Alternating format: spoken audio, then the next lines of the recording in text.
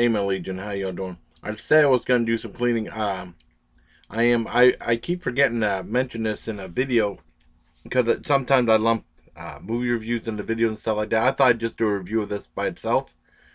Um, I saw a movie on YouTube last night from 1929.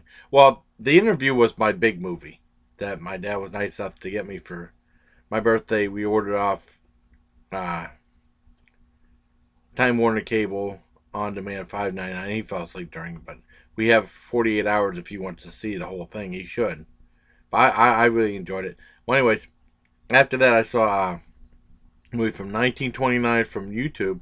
Because if you get a chance, YouTube has a lot of great old public domain movies you might not know about.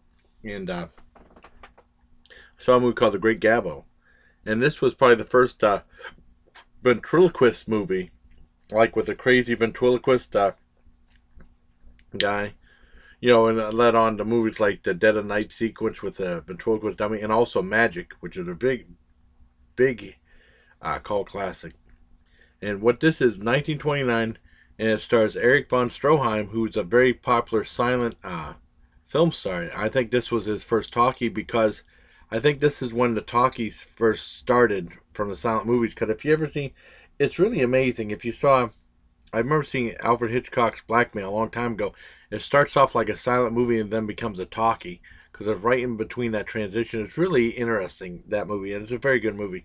Well, anyways, The Great Gabbo is about this guy, and he has this little little ventriloquist dummy named Otto, and basically he can only express himself through the dummy, and sometimes he's incredibly cruel, sometimes he's a little bit nice, but he's very cruel to this one girl that was like his assistant, and then she left, and then there was like a passage of time, like 2 years, but I don't think they didn't capture the passage of time well at all because I didn't know it was 2 years later.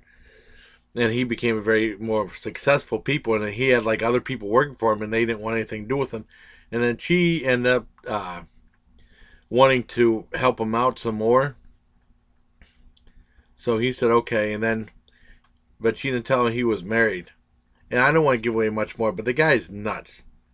The guy's really nuts. And basically it's about his leap into insanity. That's not really in spoiler. The guy was nuts from the beginning of the movie. And there's lots of scenes with other it's like a vaudevillian thing. And lots of big musical numbers. I'm not big on musicals, but I didn't mind this. They had lots of unique, elaborate sets.